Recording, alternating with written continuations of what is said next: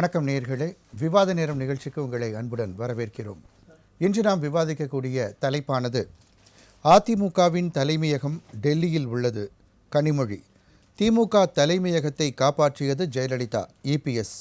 அதிமுக அணிகள் அனைத்தையும் இயக்குவது பிஜேபி, சிபிஎம். டிடிவி ஓபிஎஸ்ஐ கூட்டணிக்குள் இழுக்க பிஜேபி தீவிரம். தனித்தனி ரூட்டில் முயற்சிக்கும் அண்ணாமலை, நயினார் நாகேந்திரன் என்ற தலைப்பில் தான் நாம் இன்று விவாதிக்க இருக்கிறோம். தேர்தலுக்கு சற்றேறக்குறைய இன்னும் 6 மாதங்கள் இருக்கக்கூடிய சூழ்நிலையில் தற்பொழுது அரசியல் சூடுபிடித்திருக்கிறது, அரசியல் களமானது. அந்த வகையில் தொடர்ந்து அதிமுகவை சுற்றியே தற்போது பல்வேறு சர்ச்சைகள் இருந்த வண்ணம் இருக்கின்றன. செங்கோட்டையன் அவர்கள் டெல்லி சென்றது, அதன் பிறகு இபிஎஸ் அவர்கள் அமித்ஷாவை சந்தித்தது போன்ற பல்வேறு நிகழ்வுகளை தொடர்ந்து அதிமுகவை சுற்றியே பல்வேறு விஷயங்கள் இருக்கிறது. அதன் தொடர்ச்சியாக கனிமொழி அவர்கள் என்று தெரிவிக்கும் போது அதிமுகவின் தலைமையகம் டெல்லியில் தான் இருக்கிறது. அமித்ஷா அவர்கள் உள்துறை அமைச்சராக இருக்கக்கூடிய அமித்ஷா அவர்களுடைய இல்லத்தில் தான் அதற்கு பல விஷயங்கள் அதிமுக தொடர்பாக முடிவுகள் எடுக்கப்படுகிறது என்று கூறியிருந்தார். அதற்கு பதிலளிக்கும் விதமாக எடப்பாடி பழனிசாமி அவர்கள் அதிமுக தலைமையகம் சென்னையில் தான் இருக்கிறது, கனிமொழி அவர்கள் வேண்டுமானால் வந்து பார்த்து கொள்ளலாம் என்று தெரிவித்ததோடு மட்டுமல்லாமல், திமுக தலைமையகத்திற்கு ஒரு முறை ஒரு பிரச்சனை வரும்பொழுது, அதாவது திமுகவிலிருந்து பிரிந்து சென்றவர்கள் அண்ணா அறிவாலயத்தை கைப்பற்ற முயலும்போது அதை காப்பாற்றி கொடுத்தது ஜெயலலிதா தான் என்றும் இபிஎஸ் அவர்கள் தெரிவித்திருந்தார். அதே போன்று பாரதிய ஜனதா கட்சியின் தமிழக தலைவர் நயினார் நாகேந்திரன் அவர்கள் டெல்லி சென்று ஜேபி நட்டா, அதாவது பாரதிய ஜனதா கட்சியின் தலைவர் ஜேபி நட்டா அவர்களை சந்தித்து பேசியதாகவும் தகவல்கள் இருக்கிறது.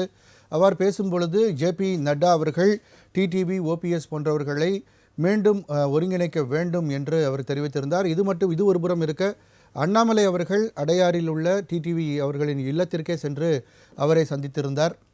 அப்போதும் கூட அவர் கூட்டணிக்கு மீண்டும் வருமாறு வலியுறுத்தியிருந்தார், அழைப்பு விடுத்திருந்தார். அதற்கு அவர் நவம்பர் மாதத்திற்கு பிறகு பதிலளிப்பேன் என்றும் அவர் தெரிவித்தார்.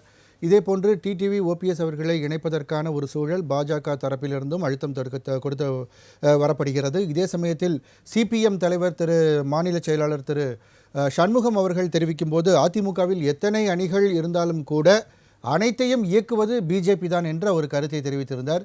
இவராக அனைவருமே ஒட்டுமொத்தமாக அதிமுகவை சுற்றியும் அதில் மற்ற ஏற்கனவே பிரிந்து சென்றவர்கள் இணைவார்களா என்பது பற்றியுமே ஒரு சர்ச்சை தொடர்ந்து இருந்து வருகிறது.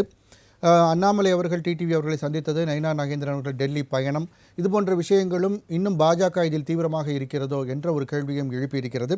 அது பற்றி தான் நாம் இன்று விவாதிக்க இருக்கிறோம். விவாதத்திற்கு செல்லும் முன் நமது விருந்தினர்களை வரவேற்போம்.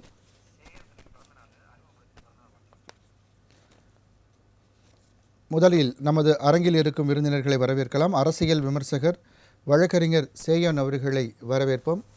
உங்களுக்கு இன்னைக்கு பிறந்த நாள் என்று அறிகிறோம். இல்லை, போன வாரம் பிறந்த நாள், அது சம்பந்தமாக இன்னைக்கு தலைவர் பார்த்தீங்க sir. Belated birthday wishes sir. நன்றி சார்.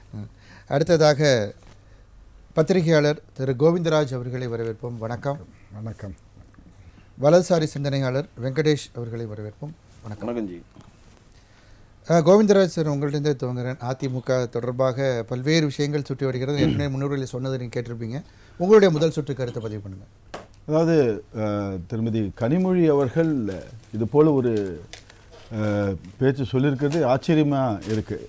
மேபி அவங்க அவங்களுக்கு திமுக கட்சியில் முக்கியத்துவம் கொடுக்கல, அவங்களுடைய இருப்பிடத்தை நிரூபிக்கணும் அப்படின்றதுல நான் இருக்கேன் திமுகவில் நானும் ஒரு முக்கிய நிர்வாகி, முக்கிய புள்ளி அப்படின்னு நான் இருக்கேன்றது இந்த வடிவேலு படத்தில் சொல்கிற மாதிரி நான் இதோ இருக்கேன். அதுபோல் அவங்களுடைய இருப்பிடத்தை காண்பிப்பதற்காக இது போல ஒரு செய்தியை வெளியிட்டிருக்கிறாங்க. அண்ணா அறிவாலயத்தில் அவர்களுக்கான இடம் ஒதுக்கப்பட்டிருக்கிறது. அது மட்டும் இல்லாமல் திமுக சார்பாக வெளிநாடுகளுக்கு ஆபரேஷன் சிந்தூர் பற்றி விளக்குவதெல்லாம் சரிங்க.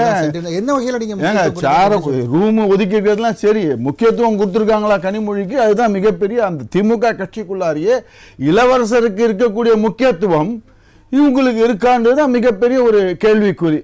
அதை விடுங்க, அவருக்கு இவங்க கேட்டதுக்கு திரு எடப்பாடி பழனிசாமி அவர்கள் உடனடியாக அதுக்கு ஒரு பதில் சொல்லியிருக்காங்க. அதிமுக அலுவலகம் ஆழ்வார்பேட்டையில் தான் இருக்குது, ஔவை சண்முக சாலையில் தான் இருக்குது, வேணா பார்க்க சொல்லுங்க அப்படின்னு சொல்லி இவங்களுக்கு கொஞ்சம் ஞாபக மருதி இருக்குமோன்னு சந்தேகமாக இருக்குது. கனிமொழி அவர்களுக்கு இந்த ஞாபக மருதி இருக்குமோன்னு சந்தேகமாக இருக்குது. ஆழ்வார்பேட்டையிலே தான் அதிமுக அலுவலகம் இயங்குகிறது. திமுக அலுவலகம் அவங்களுக்கு ஒருவேளை அவங்க டெல்லியில் இருக்கிறதுனால ஒருவேளை திமுகவில் அவங்க அலுவலகம் அங்கே இருக்குமோன்னு தெரியல. அவங்களுக்கு ஞாபகம் மருதி இருக்கும்போது தான் சந்தேகமாக இருக்குது. ரெண்டாவது அவர் திரு எடப்பாடி பழனிசாமி சொல்லியிருக்கிற பிரகாரம் அதிமுகவை ஒழித்து கட்ட வேண்டும், அதிமுக அலுவலகத்தை நொறுக்கி அதை உள்ளே பூந்து அதெல்லாம் சேதப்படுத்தியது யார் என்பது திருமதி அதை திமுக தான் தூண்டி விட்டது, நீங்க உங்களுடைய ஒரு ஏற்பாடு என்ற மாதிரியான குறிப்பிட்டிருக்காங்க. திமுக தூண்டி விட்டதாக ஒரு குறிப்பிடுறாரா? எங்க ஊரறிஞ்சு, அதாவது ஊருக்கே தெரியும் யார் தூண்டுதலால் இது போல பண்ணியிருக்கான்னு. அன்றைக்கு இது போல அவர் திரு தர்ம யுத்த தலைவர் அன்னைக்கு இது பண்ணப்ப அன்றைக்கு இருந்தக்கூடிய சசிகலா அம்மையார் சொல்லியிருந்தாங்க, இவருக்கும் திரு ஓபிஎஸ்ஸுக்கும் ஸ்டாலினுக்கும் டிஎம்கேக்கும் ஒரு நல்ல ஒரு உறவு இருக்குது, அதை நான் பார்த்தேன், பேசினாரு கொண்டார், அதனால தான் நான் இவரை முதல்வர் பதவியிலேருந்து நீக்கிறதுக்காக நடவடிக்கை எடுக்கணும் அன்றைக்கே சொல்லியிருந்தாங்க. காவல்துறையினர் நீண்ட நேரமாக அங்கே வரல அப்படின்றது ஒரு தகவல் அந்த சமயத்தில் இருந்தது. அதே போல தான் இப்போ அந்த சமயத்தில் அந்த தூண்டுதல் ஏன் இருக்கக்கூடாது? அவங்க திமுகவின் தூண்டுதலால் தான் இது போல நிகழ்வு நடத்தி ஏன் இருக்கக்கூடாது அப்படின்ற ஒரு இதுதான் அதிமுக தொண்டர்களிடையே இதுதான் ஒரு கேள்வியாக எழுகிறது.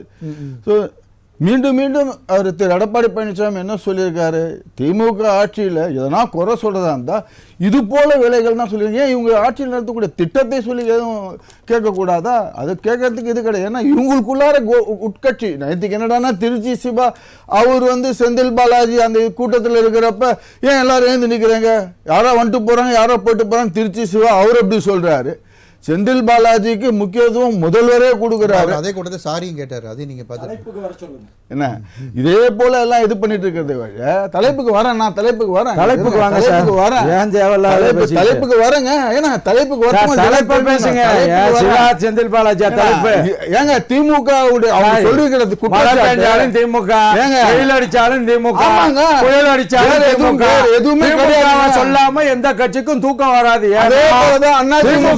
எல்லா கட்சியும் தூக்கத்தை தொலைச்சிடுச்சு. ஒரே நிமிஷம் முதல் சுற்று முடிக்கிட்டு நம்ம அப்புறம் அதாவது இன்னைக்கு சொல்லி நெறியாளர் என்ன செய்யணும்னா தலைப்பை வெட்டி போக்குள்ள தலைப்புக்குள்ள வர சொல்லணும். எனக்கு நீங்க இன்ஸ்ட்ரக்ஷன் எனக்கு தெரியும் எப்படி பண்ணணும். ஆமா அதை சொல்லி விடுங்க. சோ இந்த திமுக தான் இது போல பண்ணிருக்கு, எடப்பாடி பழனிசாமி அவர்கள் தெளிவா சொல்லி இது பண்ணிருக்கிறாங்க. அடுத்தது இன்றைக்கு இன்னொரு இது நீங்க தலைப்புல கேட்டிருக்கிறது, அண்ணாமலை அவர்கள் திரு டிடிவி தினகரனை சந்தித்தார்ன்றது. அவருடைய கட்சி தலைமையை மீறி செயல்படுவது, அவங்க கட்சியில் நடவடிக்கை நிச்சயமாக எடுப்பார்கள். திரு அமித்ஷா அவர்கள் நடவடிக்கை எடுப்பார்கள். இன்னைக்கு திரு நயினார் நாகேந்திரன் டெல்லிக்கு போய் அவங்க தலைவரை பார்த்துருக்கான். இது அவர் மீண்டும் என்ன சொல்றாருன்னா, நீ யார் சொல்றது நான் யார் கேட்கறது அப்படின்னு அந்த போக்கில் தான் திரு அண்ணாமலையுடைய அவருடைய இந்த நடவடிக்கைலாம் பார்க்குறப்ப எனக்கு நான் சொல்றது தான் இங்கே சட்டம் அப்படின்ற மாதிரி அவர் சொல்லியிருக்கிறார். இது நிச்சயமாக பிஜேபி தலைமை அவங்க நிர்வாகிகள் இது நோட் செய்துக்கிட்டு இதுக்கு உண்டான நடவடிக்கை எடுப்பார்கள் என்பதில் கொஞ்சம் கூட ஐயம் இல்லை. ஆனால் இவர் போய் மீண்டும் வராத ஒருத்தர் போயிட்டார்ல டிடிவி, எனக்கு வேண்டாம், நாங்கள் இபிஎஸ் அவர்களை ஒத்துக்கொள்ளவில்லை, அவர் முதல்வராக நாங்கள் இது பண்ணுறது வேண்டாம்னு சொல்லி திருப்பி அவர்கிட்ட திருப்பி போய் பார்க்கறதுல வேற இன்னொன்று சொல்லியிருக்காரு அண்ணாமலை, நான் இவரையும் ஓபிஎஸ்சி நான் போய் சந்திப்பேன், போய் பார்க்கட்டும், ஓபிஎஸ்ஸை பார்க்கட்டும், அவர் செங்கோட்டையனை பார்க்கட்டும், எல்லாரையும் போய் பார்க்கட்டும். இதெல்லாம் பார்க்கல. உங்களுடைய பேச்சுக்கள் நம்ம தொடர்ந்து கவனிக்கும் போது அண்ணாமலை அவர்கள் மேல ஒரு தொடர்ந்து ஒரு தாக்குதல்கள் நீங்க வச்சுட்டு வரீங்க. அவர் அதாவது அண்ணாமலை அவர் இருக்கிற இடத்துல இருக்க வைக்கணும், அவங்களுக்கு கரெக்டா வழியை காட்டியிருக்காங்க. தலைமை பிஜேபி தலைமையும் அவர் இப்ப அவரு மாநில தலைவராக இல்லை, அவரு மீண்டும் அவர் தன்னைத்தானே ஒரு மாநில தலைவராக நினைச்சிட்டு இது போல ஒரு அதிக பிரசங்கித்தனமாக செய்து கொண்டிருப்பது நகைப்புக்குரியதாக இருக்கிறது. இதற்கு பாஜகவுடைய நிர்வாகிகள் ஒரு நடவடிக்கை எடுப்பார்கள். ஆனாலும் திரு டிடிவி அவர்களை சேர்த்துக்கொள்ள முடியாது தெளிவாக கூறிவிட்டார். டிடிவி ஓபிஎஸ் இவங்களெல்லாம் அதிமுக சேர்க்கும் போறதில்லை தெளிவாக சொல்லியிருக்காங்க. இங்க இருக்கக்கூடிய இந்த ஆட்சியாளர்கள் திமுக கட்சிக்கு வேற எதுவுமே இல்லை, எது எடுத்தாலும் அவர் கட்சியை போட்டு போயிட்டாரு, இது பண்ணிட்டு போய் இந்த கட்சியை பத்தி தான் சொல்லி அவங்க செய்யக்கூடிய பல்வேறு முறைகேடுகள் நடந்திருக்குது. எங்க கிட்னி அந்த திருட்டுன்னு சொன்னா மாசு கோச்சிப்பாரு, அதுக்கு மேல்முறையீடு போட்டிருக்காங்க. இதெல்லாம் இது மக்கள் எல்லாம் பார்த்துட்டு தான் இருக்காங்க. இதெல்லாம் கண்டிப்பா நம்ம தொடர்ந்து பேசுவோம். திரு சேயன், உங்களுடைய முதல் சுற்று கருத்து பதிவு பண்ணுங்க. என்னுடைய கருத்து நம்முடைய பத்திரிகையாளர் கோவிந்தராஜ் அவருக்கு சொன்னதுலேருந்து வேறுபடுறேன். சகோதரி கனிமொழிக்கு திமுகவில் உரிய முக்கியத்துவம் கொடுக்கப்பட்டிருக்கிறது. கழகத்தின் ஒரே துணை வந்திருக்காங்க, அவங்க வரவேற்று நம்ம தொடர்ந்து பேசுவோம். இணையம் வழியாக நம்முடன் இணையும் உயர்நீதிமன்ற வழக்கறிஞர் திரு குமணராஜா அவர்களை வரவேற்போம். வணக்கம் சார். வணக்கம் குமணராஜா சார். எஸ், நீங்கள் பேசுங்க. கனிமொழி சகோதரி அவர்களுக்கு கழகத்தின் துணை பொதுச் செயலாளர், நாடாளுமன்ற குழு தலைவர், தற்பொழுது நடைபெற்ற முப்பெரும் விழாவில் பெரியார் விருது அளிக்கப்பட்டிருக்கு. அவருக்கு உரிய முக்கியத்துவம் கொடுக்கப்பட்டிருக்கு. அவர் பாராளுமன்றத்தில் கடுமையாக திமுக சார்பாக திமுகவுடைய கருத்துக்களும் தமிழ்நாட்டு மக்களுடைய நலன்களையும் எடுத்து சொல்கிறாரு. அவர் அதிமுக விமர்சனம் பண்ணி தன்னுடைய இருப்பிடத்தை காட்ட வேண்டிய அவசியம் இல்லை. அண்ணா திராவிட முன்னேற்றக் கழகம் அமித்ஷா திராவிட முன்னேற்றக் கழகமாக மாறிவிட்ட காரணத்தினால்தான் அதனுடைய தலைமையகம் அமித்ஷா வீட்டிற்கு மாற்றப்பட்டிருக்குன்னு சொல்லியிருக்கார். ஏன்னா எல்லா முடிவுகளும் பாரதிய ஜனதா கட்சி தலைமை அலுவலகத்திலோ அதிமுக தலைமை அலுவலகத்திலோ எடுக்கப்படவில்லை. கூட்டணி குறித்த முடிவுகள் எல்லாம் அமித்ஷாவினுடைய இல்லத்தில் எடுக்கப்படுவதால் தான் அதிமுகவினுடைய தலைமையகம் டெல்லிக்கு மாற்றப்பட்டதாக கனிமொழி தெரிவித்திருக்கிறார். ரெண்டாவது, எதை எடுத்தாலும் திமுக தான் காரணம். தமிழ்நாட்டில் மழை பெஞ்சாலும் திமுக காரணம், வெயில் அடித்தாலும் திமுக காரணம், எல்லாம் திமுக காரணம்னு ஏன் சொல்கிறாங்கன்னா, இன்றைக்கு அகில இந்திய அளவில் திமுக ஒரு வலுவான கட்சியாக இருக்கிறது. மோடியினுடைய வித்தலாட்டத்தனங்களை இன்றைக்கு தோல் உரித்து காட்டி கொண்டிருக்கிறது. அது மட்டுமல்ல, தமிழகத்திற்கு இழைக்கப்படும் அநீதிகளை எல்லாம் திராவிட முன்னேற்றக் கழகமும் அதன் தலைவராக இருக்கக்கூடிய முதலமைச்சர் திரு முத்துவேல் கருணாநிதி ஸ்டாலின் அவர்களும் கடுமையாக போராடி வாதாடி உச்சநீதிமன்றத்திலே வழக்கு தொடர்ந்து தமிழகத்தினுடைய உரிமைகளை நிலைநாட்டி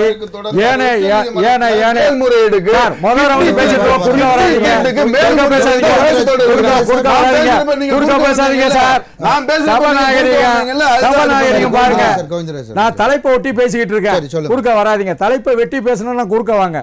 போராடி வாதாடி இன்னைக்கு மற்ற ஏனைய மாநிலங்களுக்கு ஒரு முன்னுதாரணமா இருக்கார். அதனால இன்னைக்கு ஒன்றிய அரசுக்கும் திரு நரேந்திர மோடிக்கும் திரு அமித்ஷாவுக்கும் சிம்ம சொப்பனமாக திரு முத்துவேல் கருணாநிதி ஸ்டாலின் திகழ்கிறார். அவர் மட்டும்தான் சிம்ம சொப்பனமான்னு பார்த்தா, திருநெல்வேலியில் நடைபெற்ற பாரதிய ஜனதா கட்சியினுடைய BLA2 மீட்டிங்கில் கலந்து கொண்ட அமித்ஷா உதயநிதி ஸ்டாலின்லாம் அரியணை ஏற முடியாதுன்னு சொன்னார். அப்போ தான் நாங்கள் தெரிஞ்சுக்கிட்டோம், ஸ்டாலின் மட்டுமல்ல திரு உதயநிதி ஸ்டாலின் அவர்களும் அமித்ஷாவினுடைய தூக்கத்தை கெடுத்து விட்டாருங்கிறத தெரிஞ்சுக்கிட்டோம். அதனால் என்ன சொல்ல வரேன்னா, இன்றைக்கு திமுக கூட்டணி வலுவாக இருக்கிறது. கொள்கை சார்ந்த கூட்டணி. மீண்டும் 2026 அதுதான் ஆட்சியை பிடிக்க போகுது.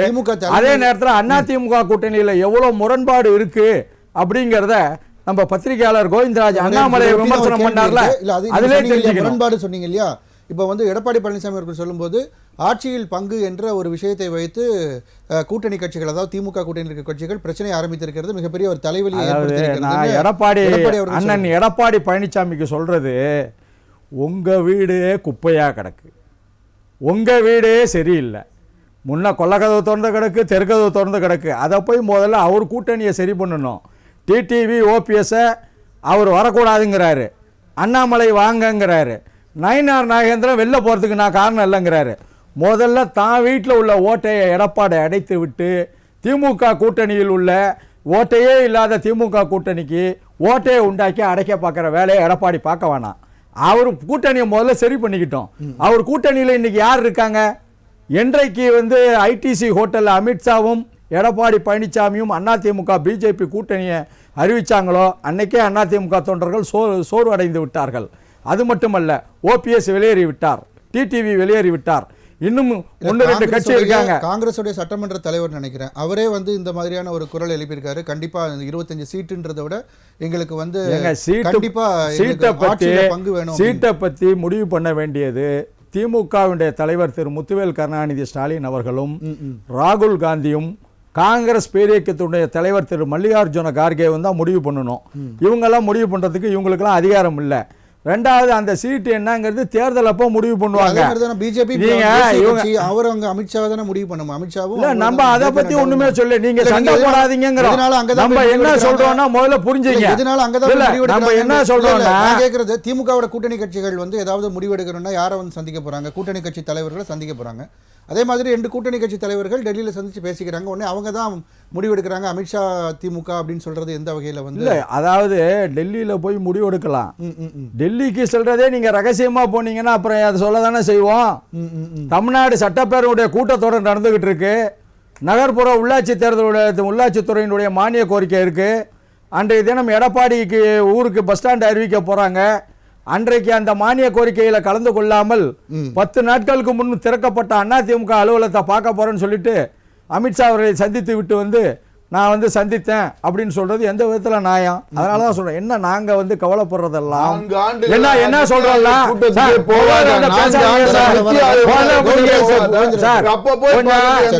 சொல்லுங்க. மூத்தவரா இருக்காரு, அவருக்கு வழி சொல்லுங்க. சரி சரி. இன்னும் ஒரே ஒன்று சொல்றேன். அதாவது என்ன சொல்ற வரேன்னா, அதிமுகவை பாரதிய ஜனதா கட்சி கபலீகரம் செய்துவிடக்கூடாது. தமிழகத்துடைய நலனில் தான் கருத்தில் கொண்டு தான் அதிமுக ஆரோக்கியமாக இருக்கணும். ஏன்னா எங்களுக்கு ஒரு ஆரோக்கியமான எதிர்க்கட்சி தேவை.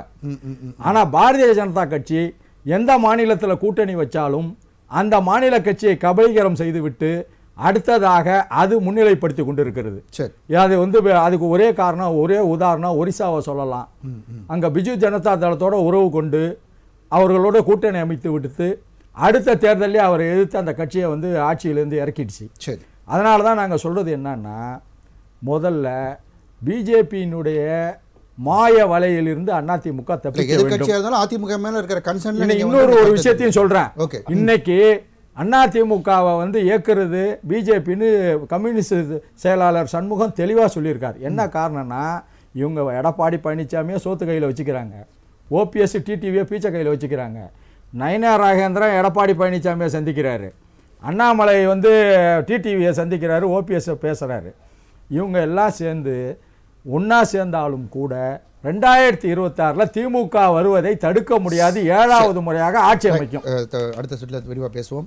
திரு வெங்கடேஷ், உங்களுடைய முதல் சுற்று கருத்து. ரொம்ப மூச்சு பிடிச்சிட்டு அண்ணன் பேசுனாங்க. கனிமொழி அக்கா என்ன சொல்கிறாங்கன்னா, தலைமையகம் வந்து டெல்லியில் தான் இருக்குது. திமுக தலைமையகத்தையே ஒரு கட்சி தான் காப்பாற்றி கொடுத்தது ஒரு காலத்தில். வைகோ அவர்கள் 70 மாவட்ட தலைவரோட வெளியே போனார். கலகலத்து திமுக. தலையிடாதீங்க சார், தலையிடாதீங்க சார். இல்ல தப்பா சொன்னா எழுதி வச்சுட்டு சொல்லுங்க சார், எழுதி வச்சுட்டு சொல்லுங்க சார். 9 மாவட்ட செயலாளர் நீங்க எழுதி வச்சுட்டு சொல்லுங்க சார். உங்களுக்கு 2 மாவட்ட தலைவர் இருவீங்க, ஒருத்தர் தான் வைகோ தான் போனாருவீங்க. அது உங்களுடைய 9 மாவட்ட செயலாளர், அது உங்களுடைய கற்பனை. அது நான் கற்பனை இல்ல. அதான் நீங்க வந்து நீங்க அடிச்சு பேசுறது உண்மையாயிடாது. 70 மாவட்ட தலைவர்களோட வெளியே போனார். அப்ப மாவட்ட செயலாளர் கிடையாது மொத்தம். அவரே பேசல, நான் கம்முன்னு இருந்தேன். பயப்படாதீங்க சார், தவறா தகவல் சொல்லாதீங்க. பயப்படாதீங்க சார், பயப்படாதீங்க. ஒண்ணும் பண்ண மாட்டோம், பயப்படாதீங்க. தகவல் தான் சொல்ல போறோம். தவறா தகவல் சொல்லாதீங்க. 70 மாவட்ட தலைவர்களோட அந்த கட்சியை இல்ல சார், அது சபையில தகவல் சொல்றாரு. அப்ப நீங்க பேசுறதா அண்ணா இருக்காங்க, கேளுங்க. மூத்தவங்க கேளுங்க. உங்களை பேசவே விட மாட்டேன். உங்களை பேசவே அது பாப்போம் சார். அந்த பரட்டல எங்கள்ட்ட திமுக கூட்டம் 70 மாவட்ட தலைவர்கள் நான் சொல்றேன். 70 மாவட்ட தலைவர்கள் வைக்க வெளியே 9 மாவட்ட செயலாளர் அப்படியே கலகலத்துது திமுக. 9 அறிவாளம் இல்ல போகுதுன்னு. அப்ப அன்றைக்கு இருந்த முதலமைச்சர் வந்து ஜெயலலிதா காப்பாத்தி கொடுத்தாரு செய்தி. சரியா? இது அவர் கற்பனை வச்சுக்கிட்டோம். 1998லயும் நாடாளுமன்ற தேர்தல் 2001லயும் திமுக பிஜேபியோட கூட்டணி வச்சுதா இல்லையா?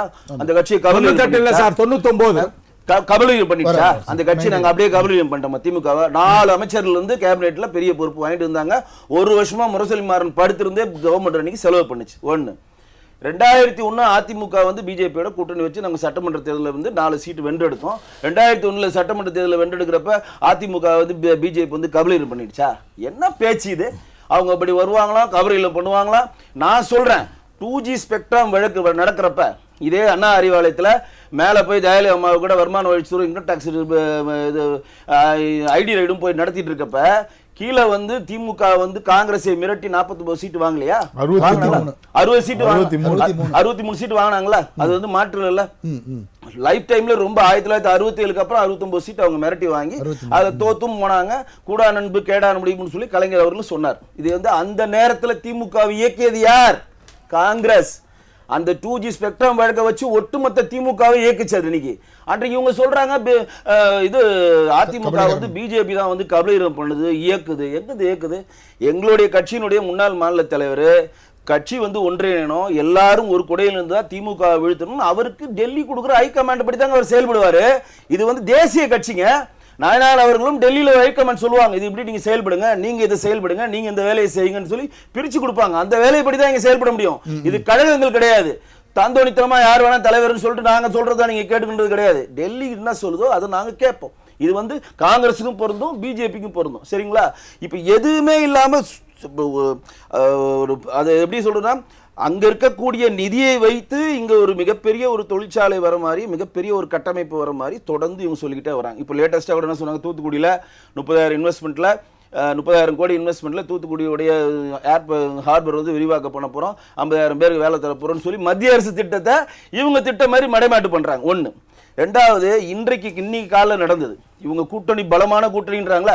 நீங்க சொன்னீங்களே, அவர் யாரும் இல்ல, குளச்சலோட எம்எல்ஏ ராஜேஷ்குமார் தான் சொல்றாரு, நாங்க அதிகமான சீட்டை கேட்போம். நினைக்கிறேன் கிள்ளியூர் அவர் தான் சொல்றாரு, அதிகமான கொறடா, காங்கிரஸ் கொறடா இருக்காரு நினைக்கிறேன், சட்டமன்ற தலைவரா இருக்கு. அவர் என்ன சொல்றாருன்னா, அதிகமான சீட்டுகள் எங்களுக்கு வேணும், எங்களுக்கு இந்த பங்கு வேணும்னு சொல்லி ஒரு முன் வைக்கிறார்.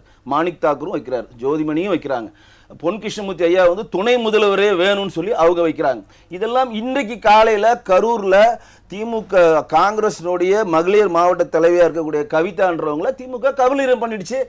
இன்னைக்கு மதிமுக சேர்ந்த துரை வையாபுரி எங்களுடைய பாரத பிரதமர் வந்து கங்கை கொண்ட சோழபுரத்தில் சந்திச்சான்ற ஒரே காரணத்துக்காக மதிமுக திமுக உடைச்சிருச்சு. இன்னைக்கு தனியா மல்லை சத்யா போய் கட்சி ஆரம்பிச்சிருக்காரு. நீங்கள் சொன்னீங்களே, உங்க ஓட்டையெல்லாம் நீங்க அடைங்க, உங்க கூட்டல் இருக்கிற சொல்றாரு, இருங்க, உங்க கூட்டல் பொங்காதீங்க, ஒண்ணு பண்ண மாட்டாங்க, பொங்காதீங்க, பொண்ணு பண்ண மாட்டா, பொங்காதீங்க, ஒண்ணு பண்ண மாட்டா, ஒண்ணும் பொங்காதீங்க, பொங்காதீங்க.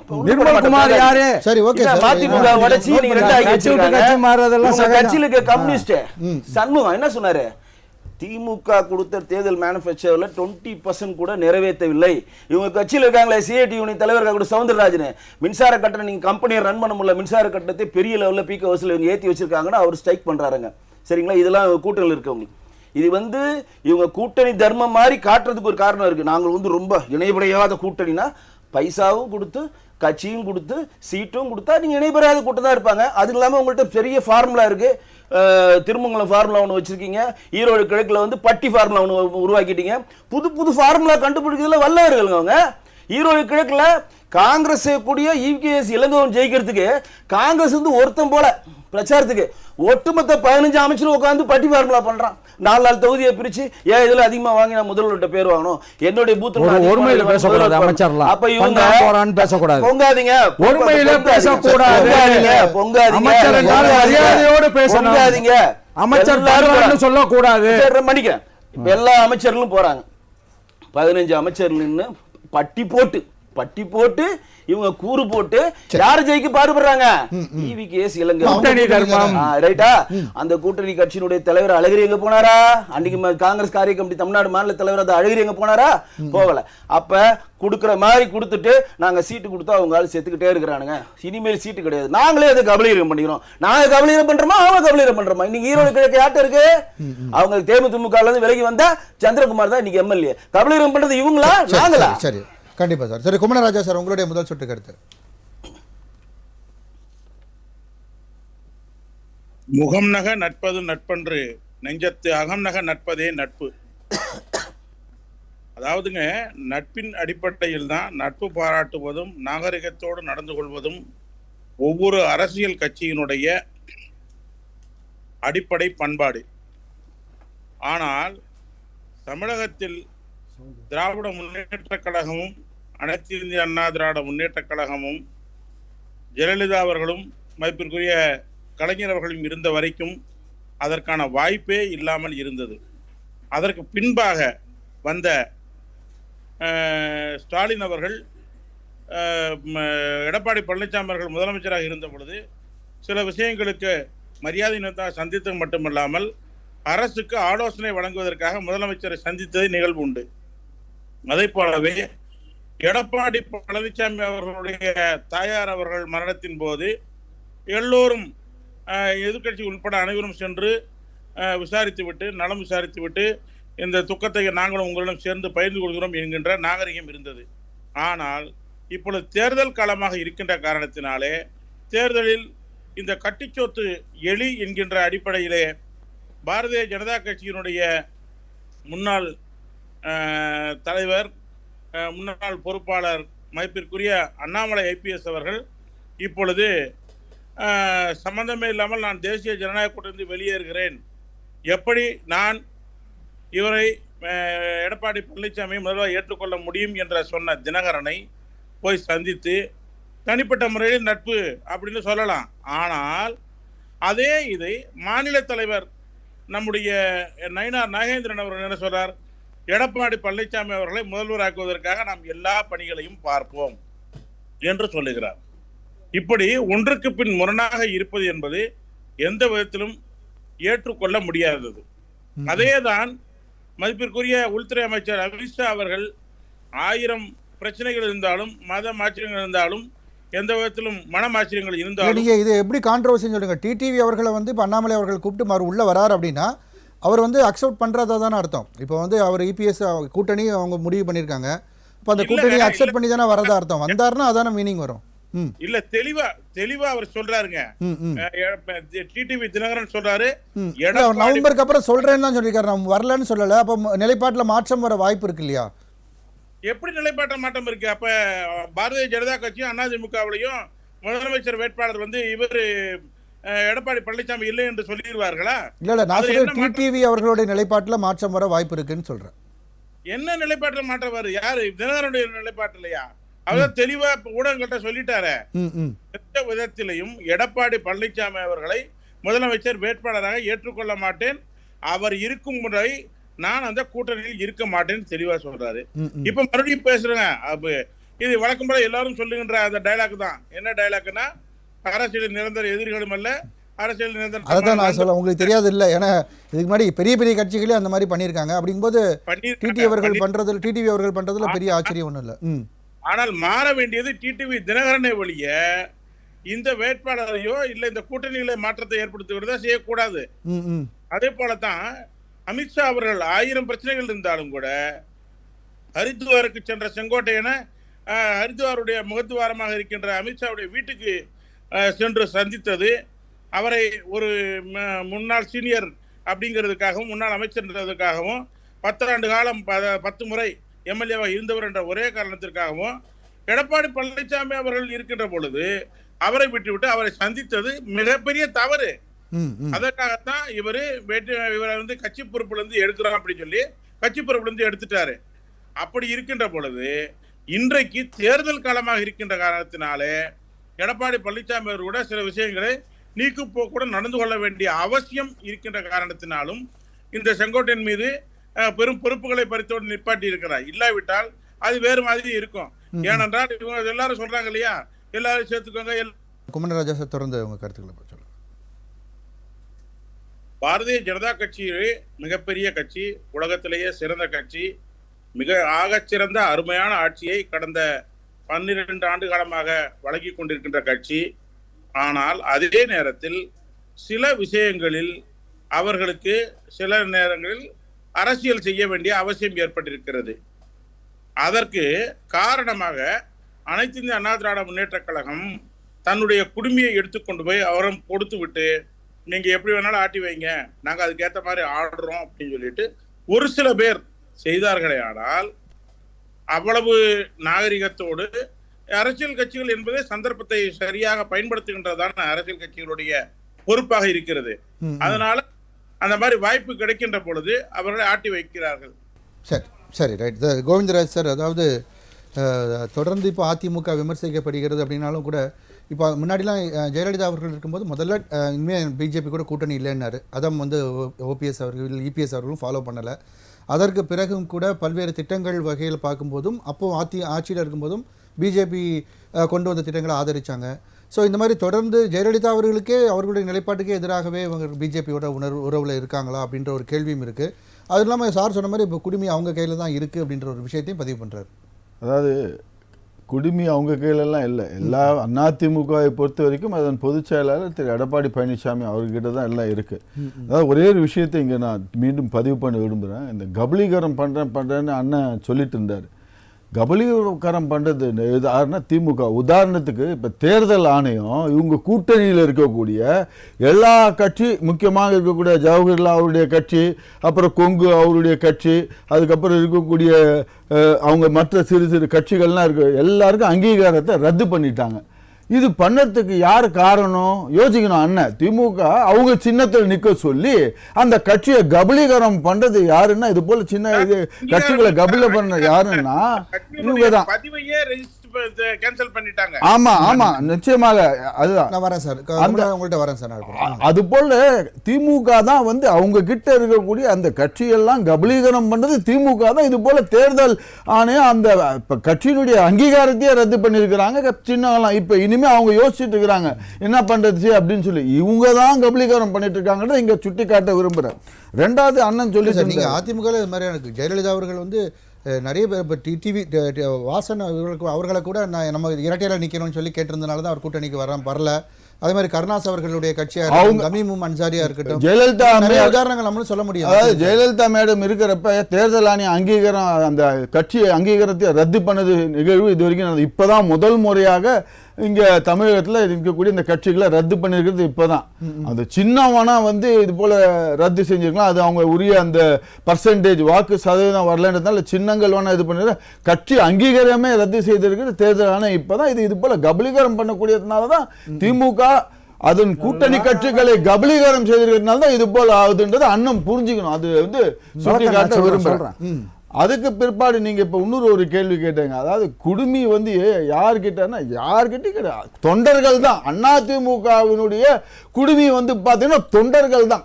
தொண்டர்கள் கிட்ட தான் எல்லாமே இருக்கு. அதிமுகவை பொறுத்தவரை இன்றைக்கு திரு எடப்பாடி பழனிசாமி அவர்கள் தலைமையை தொண்டர்கள் ஏற்றுக்கிட்டாங்க. அதாவது என்னைக்குமே பாத்தீங்கன்னா தொன்று தொட்டு வருவது பாத்தீங்கன்னா ரெட்டை இலை அந்த சின்னத்திற்கு தான் மதிப்பு.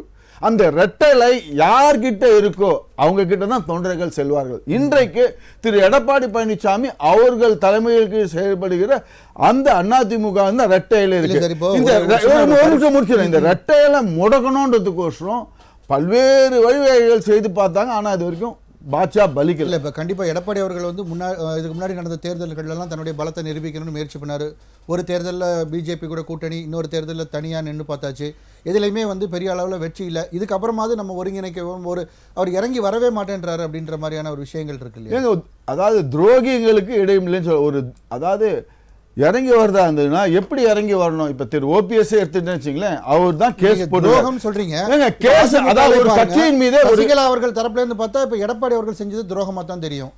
சோ இது இது வந்து நம்ம அரசியல்ல வந்து இப்போ வந்து வெற்றி தான் அவங்க இலக்குன்னு போகும்போது சில காம்ப்ரமைசஸ் பண்ணிக்க வேண்டிய தேவை. காம்ப்ரமைஸ் பண்றதுக்கு முன்னாடி அவங்களுடைய ஒரு பிஹேவியர், அவங்களுடைய நிலைமை என்னது எடுத்துக்காட்டுது. இப்ப சசிகலா அம்மையார் எடுத்தாங்கன்னா அவங்க போடச்சு என்ன போடுறாங்க, பொதுச் செயலாளர் அதிமுக சொல்லி லெட்டர் போட்டு வெறிக்கிறது. அது ஒத்துப்பாங்களா? எந்த தொண்டனும் அந்த ஒத்துக்க மாட்டாங்க. அதே போல திரு ஓபிஎஸ் அவர்கள் நான் எந்த சமரசமும் இல்லாத வரேன்னு சொல்லி சொல்றாரு. ஆனா கேஸ் இது வரைக்கும் ஏன் வாபஸ் வாங்கல? அதே திரு எடப்பாடி பழனிசாமி அவர்கள் டிடிவி தினகரன் மேல போட்டிருந்த இந்த கூட்டணி வந்துருச்சுன்னு உடனே அந்த வழக்கை வாபஸ் வாங்கினாரு. டிடிவி தினகரன் மேல போட்டிருந்த வழக்க திரு எடப்பாடி பழனிசாமி வாபஸ் வாங்கியிருக்கிறாரு. இதுதான் வந்து ஒரு சுமூகமா காம்ப்ரமைஸ் விட்டு கொடுத்தவர் கெட்டு போவதில்லை என்ற மாதிரி அதற்கு ஒரு எடுத்துக்காட்டாக திரு எடப்பாடி பழனிசாமி அந்த கேஸை வாபஸ் வாங்கினார். ஆனா இவங்க அது போல செஞ்சிருக்காங்களா? ஏன் அதை செஞ்சுட்டு வந்து நீங்க கேட்டேன்னா நியாயம், நான் கேஸை போடுவேன், நான் அந்த லெட்டர் ஹெட்ல பொதுச் செயலாளர் போடுவேன், இவங்கெல்லாம் சேர்த்து வச்சுக்கணும்ன்றீங்களா? இதை தான் தொண்டர்கள் விரும்பவில்லை. தொண்டர்கள் இதை வந்து ஒத்துக்கொள்ளாது. அதனால தான் எடப்பாடி பழனிசாமி அவர்கள் இந்த கட்சியை அடமானம் வைப்பதற்கு யாரும் எந்த தொண்டரும் அதை வந்து ஒத்துக்கவே மாட்டாங்க. சரி, ஓகே சார், நம்ம தொடர்ந்து பேசுவோம். சார், கோவிந்தராஜ் அவர்கள் முதல் சுற்றில் பேசும்போது அண்ணா திராவிட முன்னேற்ற கழகத்தின் தலைமை அலுவலகத்தை தாக்குன அந்த சம்பவம் நடக்கும் பொழுது திமுக அதை தூண்டிவிட்டது அப்படின்ட்டு இன்னைக்கு எடப்பாடி அவர்கள் பதிவு செஞ்சதை குறிப்பிட்டிருந்தார். அதை பற்றி உங்களுடைய கருத்து?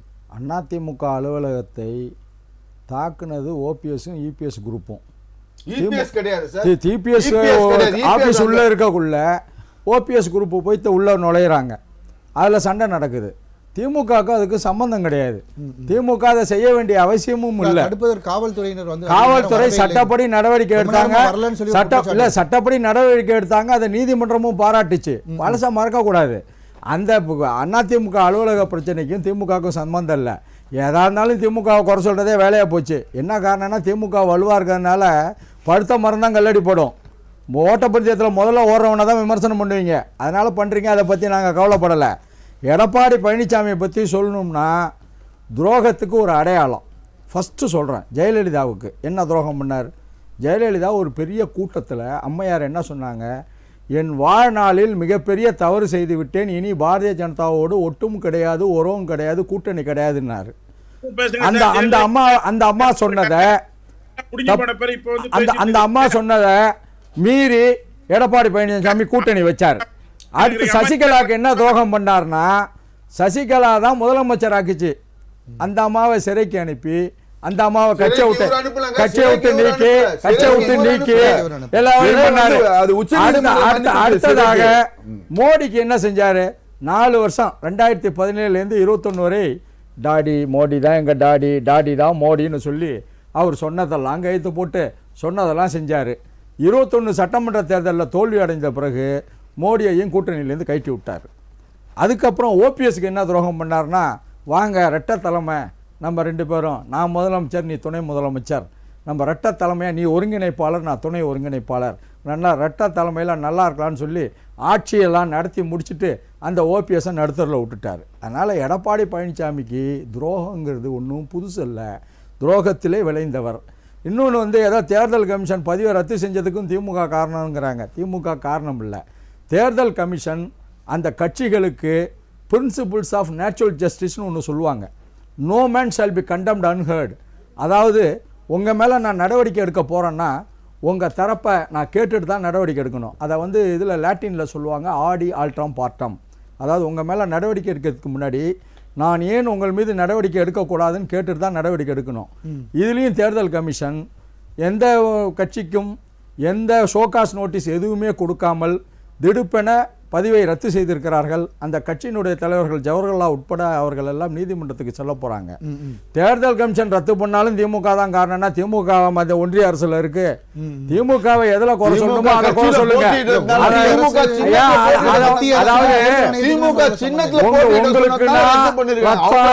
எங்களுக்குன்னா தக்காளி சட்னியா? ஜெயலலிதா அதே கட்சிகளை ரெட்டை இலையில நிக்க சொன்னா கரெக்ட். திமுக தேர்தல் கமிஷனுடைய பாரபட்சமான முடிவால் தான் ரத்து செய்யப்பட்டிருக்கிறதே ஒழிய அதுக்கும் திமுகவுக்கும் சம்பந்தம் இல்லை. அண்ணா திமுக ஆபீஸ் தாக்கப்பட்டாலும் திமுக காரணம். சிறிய கட்சிகளுடைய பதிவு ரத்து செஞ்சாலும் திமுக காரணம். திமுக என்ன ஒன்றியத்தை ஆளுது?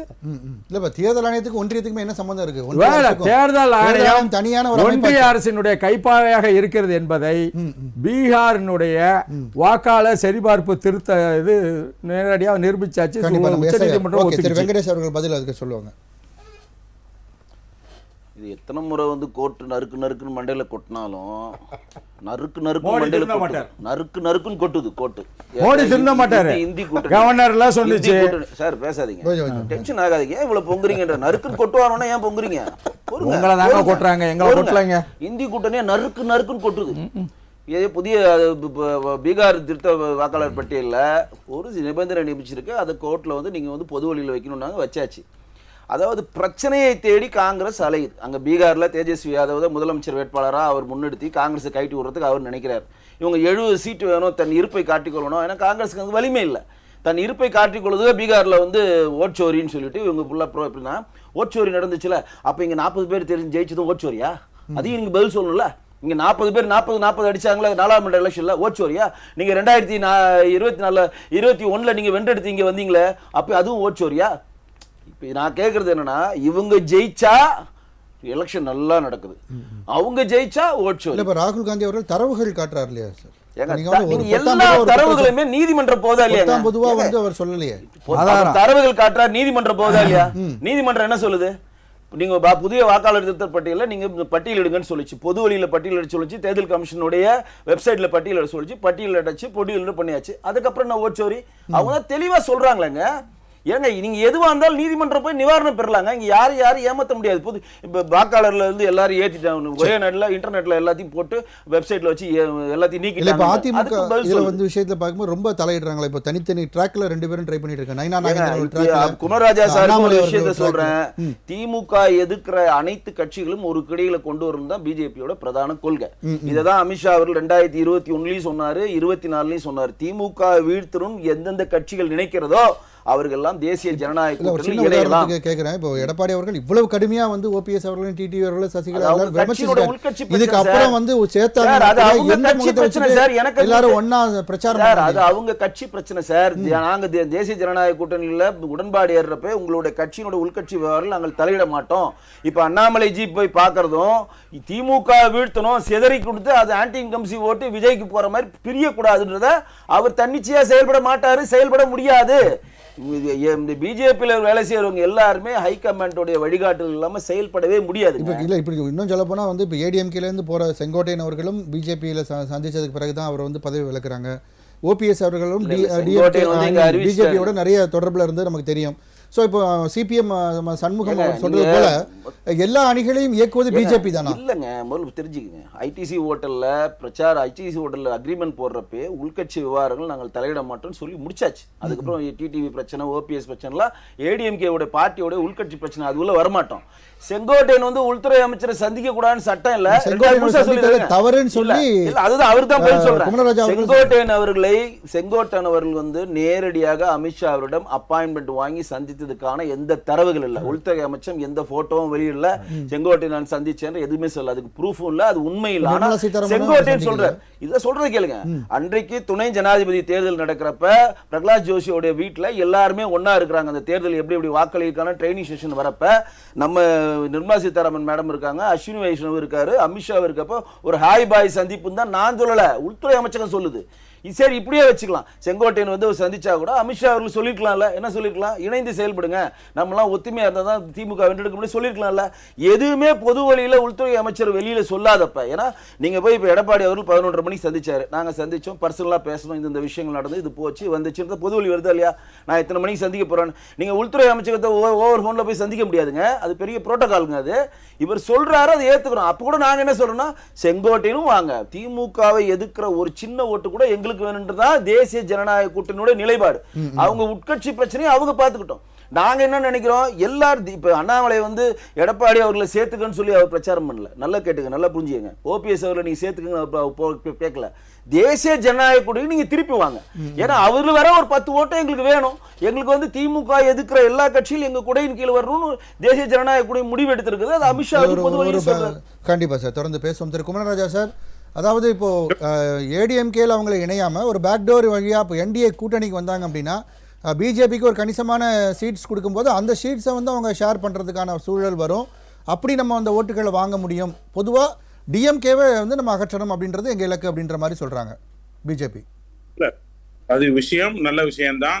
நாளைக்கு எல்லாரும் ஒன்று சேர்ந்து வந்து உள்ஒதுக்கீடு பண்ணிக்கிட்டு ஒரு குறிப்பிட்ட தொகுதிகளை பாரதிய ஜனதா கட்சியில் கொடுத்து அந்த கட்சி வந்து அவங்களுக்கு உகந்த சூழ்நிலைக்கு ஏற்ற மாதிரியான அரசியல் சூழ்நிலைக்கு ஏற்ப அந்த கட்சி கிடைக்கின்ற ஓட்டு சீட்டுகளை வைத்து தினகரன், ஓபிஎஸ், இன்னும் யாரெல்லாம் அவங்களுக்கு விருப்பமாக இருக்காங்களோ அவங்கள போலாம் சேர்த்துக்கிட்டா அதில் ஒன்றும் பிரச்சனை கிடையாது. ஆனால் இந்த நேரத்திலேயே எதையுமே முடிவு செய்யாத நிலையிலேயே பொதுமக்கள் முந்தி மாதிரி இல்லைங்க, ஊடகங்கள் வந்து தயாராக இருக்குது. எங்கே யாரு போனாலும் உடனடியாக கண்டுபிடிச்சி போட்டுடுறாங்க, எதையும் சொல்லிடுறாங்க. இன்னும் மறைச்சி பேசுகிற விஷயமா இல்லை. அது 2 பேருக்கு நடுவில் நடக்கின்ற விஷயங்களை கூட இங்கே எப்படியோ இது பண்ணி காணொலி காட்சிகளாக வெளியே வந்து குமரராஜா சார் உங்க நிறைவு கருத்தையும் சேர்த்தே பதிவு பண்ணிருங்க. ஆகவே தமிழ்நாட்டிலே மக்களுக்கு நன்மை பயக்கப்பட வேண்டும். அதற்காக இவர்கள் 2 கட்சிகளும் ஒரு நிலையிலே இருக்கின்றார்கள். எப்படியாவது வாழ்வா சாவா என்கின்ற ஒரு அங்கீகாரத்தை நோக்கி எடப்பாடி பழனிசாமி அவர்கள் போய்கொண்டிருக்கிறார்கள். மறுபடியும் யாராவது நண்பர்கள் பேசும்போது சொன்னாங்க நடுவில், எடப்பாடி பழனிசாமி தலைமையிலான அதிமுக. தயவு செய்து யாரும் அந்த மாதிரி பேசவே பேசாதீங்க. அதிமுக என்றால் எடப்பாடி பழனிசாமி தான் என்பது யதார்த்தமாக எல்லாருக்கும் தெரிந்து விட்டது. இப்போ அதிமுகவை அதுல யாராவது பிணி அணி இருந்தாங்கன்னா அது அவங்க தனிப்பட்ட முறையான விஷயத்தை ஒழிய அனைத்து இந்த அண்ணா திராவிட முன்னேற்ற கழகம் எடப்பாடி பழனிசாமி தான் பொதுச் செயலாளர். அதுதான் இன்றைக்கு இருக்கிற அரசியல் சூழலில் மக்களுக்கு நன்மை வைப்பதற்காக நல்ல கூட்டணி அமைக்கப்பட வேண்டும். அந்த நல்ல கூட்டணி அமைக்கப்படுவதன் மூலமாக தேர்தல் வாக்குறுதிகள் சொல்லப்படுகின்ற அனைத்தையும் மக்களுக்கு நன்மை வைக்கின்ற வகையிலே செய்தால் அது சிறப்பாக இருக்கும். இப்பொழுது கிடைத்திருக்கின்ற மத்திய அரசினுடைய ஜிஎஸ்டியினுடைய நன்மைகள் எல்லா மக்களுக்கும் போய் சேரும். பிரதமர் மோடியினுடைய இந்த கருத்து, அதாவது உள்நாட்டு பொருட்களையே வாங்குங்கள் என்கின்ற அந்த விஷயத்தை அனைத்து மக்களும் எடுத்துக்கொள்ள வேண்டும் என்பதை சொல்லி, தமிழ்நாட்டு அரசியலில் நாளைக்கு கூட்டணி கட்சிகள் என்பது சரிவராது என்பது பெரிய கட்சிகள் 2 கட்சிகளும் மாற்றி மாற்றி சொல்லிட்டு இருக்காங்க. கூட்டணி கட்சிகள் வந்தாலும் சிறப்பாக ஆட்சி தர முடியும் என்பதை பல தடவை நிரூபித்திருக்கிறார்கள், மத்தியரும் நிரூபித்திருக்கிறார்கள். அப்படி நிலைமை வந்தால் அதையும் ஏற்றுக்கொண்டு தமிழக மக்களுக்கு நன்மை வைக்கின்ற வகையிலே நல்லது நடக்கட்டும் என்பது. நன்றி சார். திரு கோவிந்தராஜ் சார், உங்களுடைய நிறைவு கருத்து சார். அதாவது நிறைவு கருத்து என்னன்னா, உடைஞ்ச கண்ணாடியை ஒன்று சேர்க்கறது ரொம்ப ரொம்ப கஷ்டம். அதாவது டிடிவி போயிடுறேன்னு சொல்லிட்டு போயிடுறாரு, ஓபிஎஸ் இது பண்ணார், இவங்கெல்லாம் உடைந்து போன கண்ணாடி துகள்கள். அதை ஒன்று சேர்க்கறது ரொம்ப ரொம்ப கஷ்டம். இப்போ குறைந்தபட்சம் வந்து இப்போ சொன்ன மாதிரி பேக் டோர் வழியாக வந்தால் கூட அக்செப்ட் பண்ணிப்பாரா எடப்பாடி அவர்கள்? அதாவது என்டிஏ அது என்டிஏ கூட்டணியில் என்ன வேணா பண்ணிக்க, அது போல நடக்கக்கூடாததுக்கு அண்ணாமலை அவர்கள் எல்லாம் பண்ணிட்டு இருக்கிறாரு.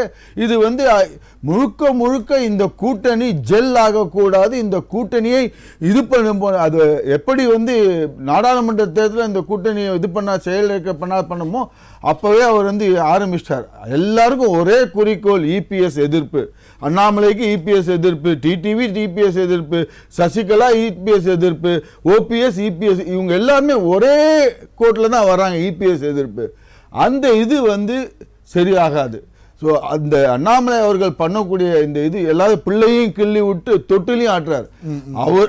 அதாவது ஒரு பாட்டுல இங்கேயே சொல்லியிருக்கேன், நான் பேச நினைப்பதெல்லாம் நீ பேச வேணும். அண்ணாமலை பேச நினைப்பதெல்லாம் அவர் டிடிவியை விட்டு பேச சொல்லி காய் நகர்த்துறாரு. இது பிஜேபி தலைமையகம் இதை பார்த்து கொண்டிருக்கிறார்கள். இது வேடிக்கை பார்த்துட்டு முத்தை வச்சுட்டு பண்றதுக்கு நிச்சயமா செய்ய மாட்டார்கள். பீகார் தேர்தல் முடிஞ்ச உடனே நிச்சயமாக தமிழகத்திற்கு அவர்களுடைய கவனம் திரும்பும். அப்போ ஒரு நல்ல முடிவை எடுத்து தமிழகத்தில் இந்த திமுக ஆட்சியை அகற்றிவிட்டு என்டிஏ தலைமையிலான அதிமுக ஆட்சி அமைவது திண்ணம். நன்றி சார், உங்களுடைய நிறைவு கருத்து.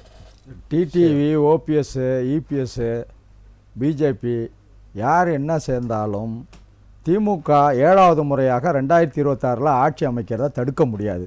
திரு முத்துவேல் கருணாநிதி ஸ்டாலின் 2வது முறையாக முதலமைச்சர் ஆகிறத யாரும் தடுக்க முடியாது. என்ன காரணம்னா, திமுக கூட்டணி பலமாக இருக்குது, கொள்கை சார்ந்த கூட்டணி.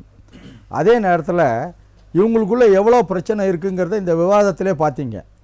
அண்ணா திமுகவுக்கு பேசுகிறாரு, அதிமுகவுக்கு பேசுகிற அண்ணாமலையை விமர்சனம் பண்ணுறாரு. அப்போ அண்ணாமலை விமர்சனம் பண்ணக்குள்ள அதிமுக அண்ணாமலை விமர்சனம் பண்ணுறதா எடுத்துக்கலாமா? அப்போ இவங்களுக்குள்ளே இன்னும் ஒரு ஒத்துமை வரல. இப்பயே வராத ஒத்துமை இந்த நாங்கள் எல்லாம் ஒன்று சேர்ந்து பீகார் எலெக்ஷன் முடிஞ்ச பீகார் எலெக்ஷனுக்கும் தமிழ்நாடு கூட்டணிக்கும் என்ன சம்பந்தம்? ஒன்றும் கிடையாது. இப்பயே ஒன்று சேர முடியல. இவங்க பீகார் எலெக்ஷனுக்கு அப்புறம் ஒன்று சேர்ந்து திமுகவை அகற்றோன்னு சொன்னால் அது வெறும் பகல் கனவு. சார் நன்றி சார். வெங்கடேஷ், அண்ணனுக்கு வந்து ஒரு பதில் சொல்ல விரும்புகிறேன். இபிஎஸ் வந்து தமிழ்நாட்டுடைய முதலமைச்சர் ஆகணும்னு சொல்லி அண்ணாமலைஜி 2 முறை பொது மேடையிலே சொல்லியிருக்காரு. அதிமுக பிஜேபி தொண்டர்கள் ஒவ்வொருத்தரும் சங்கல்பம் செய்து கொள்ள வேண்டும், இபிஎஸ் அவர்கள் முதலமைச்சர் ஆகணும் அப்படின்னு ஒரு விஷயம். இது கூட்டணி ஜெல்லாவிலண்டு திமுக சேர்ந்த அண்ணன் சொல்கிறதுக்கு ஒரு பதில் இருக்குது. அந்த கூட்டணியில் இருக்கக்கூடிய விடுதலை சிறுத்தைகள் கட்சிகள் எங்களுக்கு வந்து கொடி கம்பத்தை நட விட மாட்டேன்றாங்கன்னு சொல்லி பெரிய சர்ச்சையை எழுப்புறாங்க. அங்கே கம்யூனிஸ்ட் கட்சியை சேர்ந்த சண்முகம் வந்து திமுக நம்மளை ஏமாற்றி விட்டது. சார் உங்க கூட்டணியை பேசுங்க. நீங்க தானே பயப்படாதீங்க, ஒன்றும்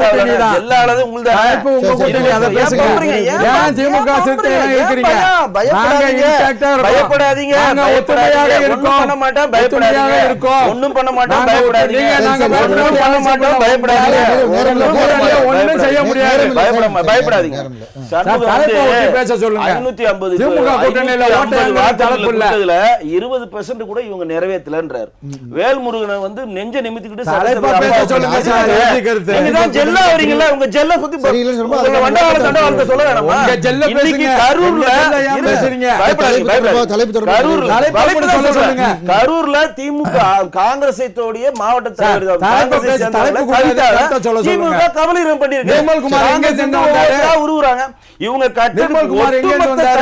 கூட்டணி கட்சிகள்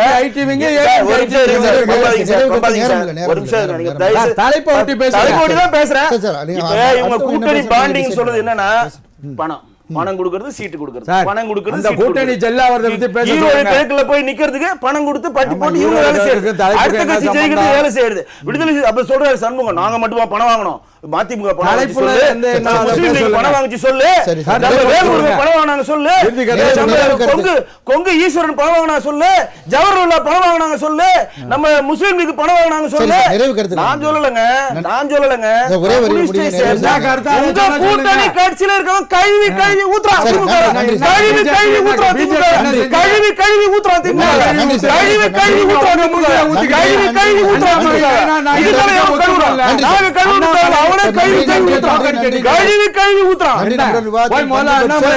விருந்தினர்கள் அனைவருக்கும் நன்றி. மீண்டும் ஒரு விவாத நேரம் நிகழ்ச்சியில் சந்திப்போம் நேயர்களே. நன்றி, வணக்கம்.